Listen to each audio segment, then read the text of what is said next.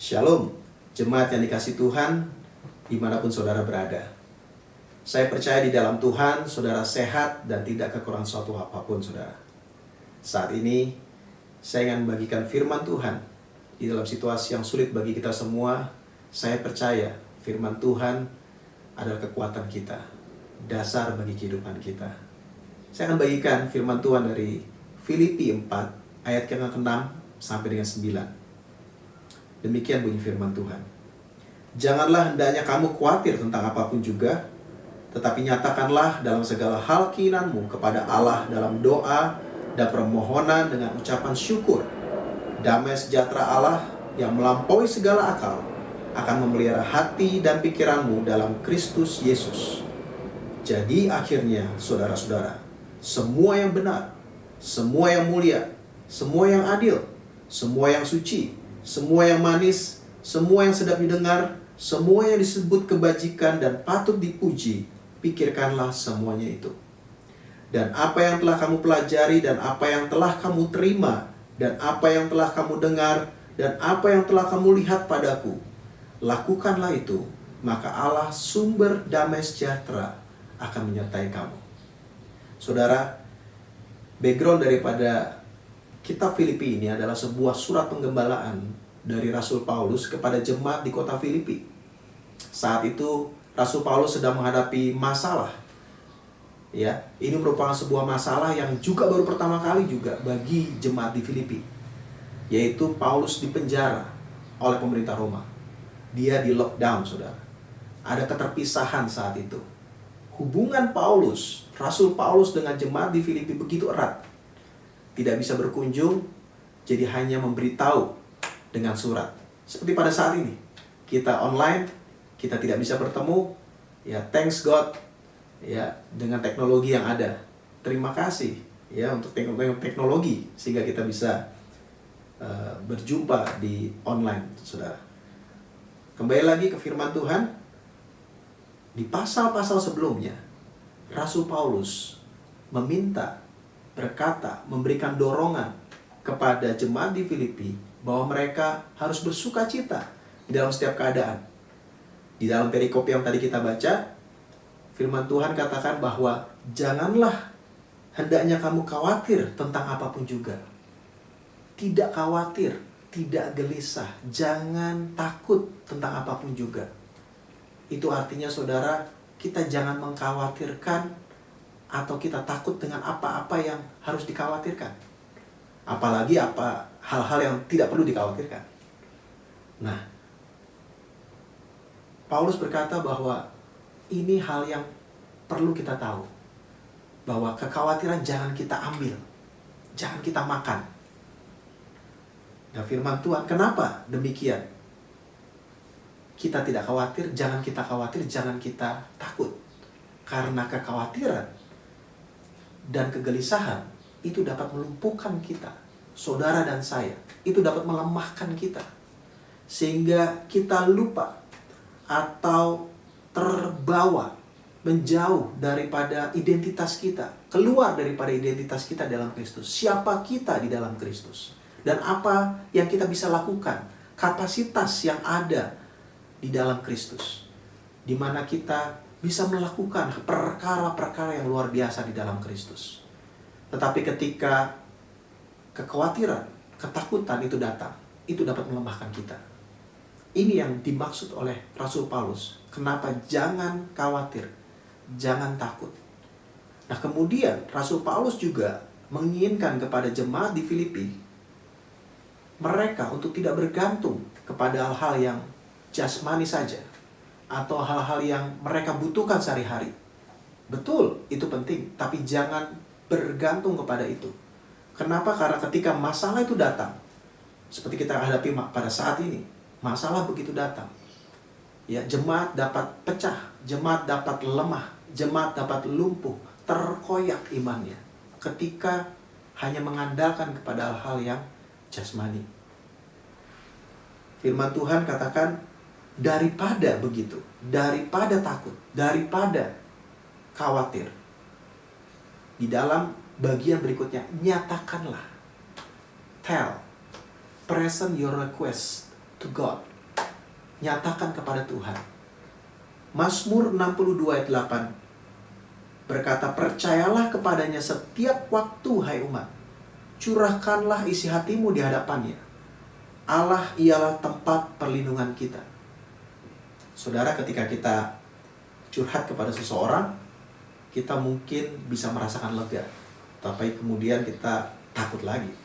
Tapi ketika kita curhat kepada Tuhan, ketika kita mencurahkan isi hati kita, masalah kita kepada Dia, bukan hanya memberikan kelegaan, tetapi solusi kepada hidup kita. Bagian berikutnya dikatakan Dialah tempat perlindungan kita. He is our refuge, shelter. Itu berarti kapan saja kita datang kepada Dia. Ya, tempat ini artinya bahwa kapan saja kita datang.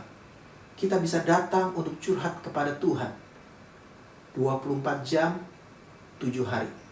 Setiap saat, saudara.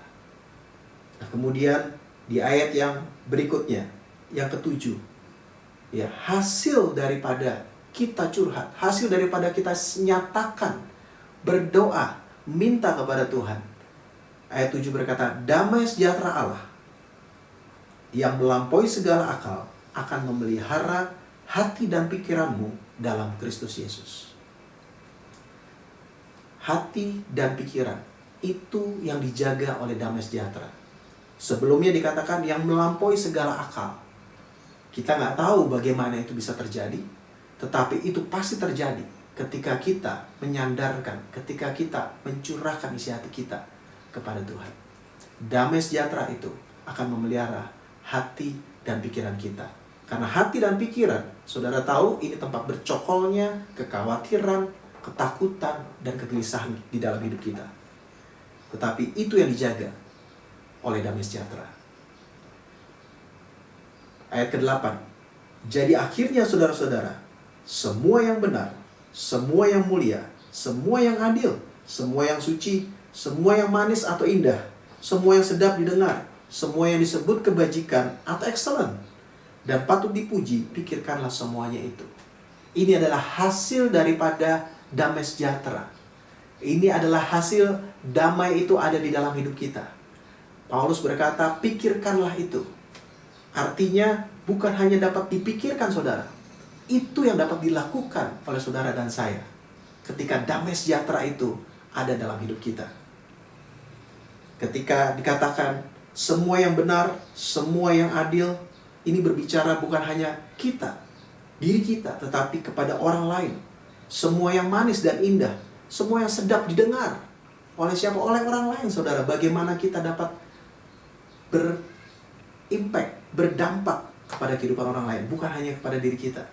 Bagaimana kita hidup maksimal dan seutuhnya sebagai orang percaya.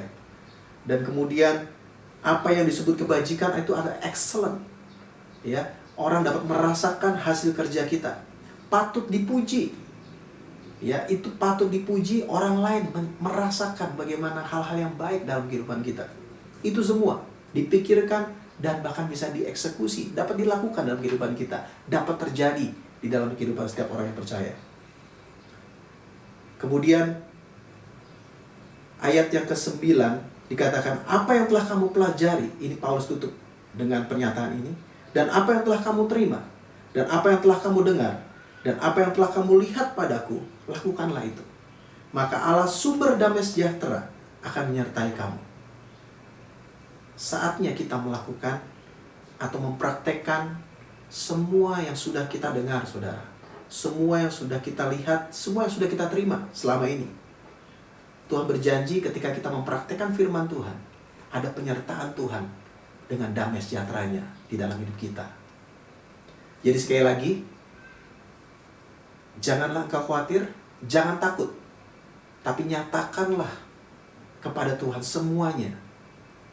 Apa yang kau hadapi, semuanya curahkan kepada Dia.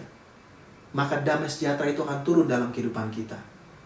Sehingga hasilnya, saudara, kita dapat terus bergerak. Kita terus hidup di dalam rencananya. Itu yang namanya diberkati, saudara.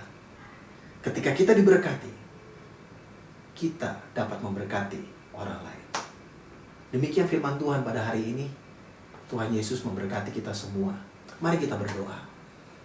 Tuhan, terima kasih pada saat ini. Tuhan, aku berdoa buat setiap kami, setiap umat-Mu yang mendengar ini, yang percaya akan firman-Mu. Aku berdoa damai sejahtera Allah turun atas hidup kami semua. Sehingga ada kekuatan baru. Sehingga kami dapat hidup maksimal. Sehingga kami dapat hidup produktif di dalam kehidupan, di dalam rencana-Mu sebagai orang percaya. Ketika kami hidup dalam damai sejahtera, banyak hal yang kami dapat lakukan. Kami tidak terkungkung oleh masalah yang kami hadapi. Walaupun kami terpisah satu dengan yang lain, walaupun kami secara areal kami tidak dapat melakukan jarak jauh atau tidak dapat pergi jauh, tetapi Tuhan, Engkau memberikan kami kesempatan, ide-ide, bahkan setiap opportunity yang terjadi dalam kehidupan kami yang dapat memberkati orang lain, Tuhan. Kehidupan kami maksimal sehingga kami dapat juga memberkati orang lain. Terima kasih Tuhan. Kami mengucap syukur, kami berdoa di dalam nama Yesus. Amin. Amin. Tuhan Yesus memberkati.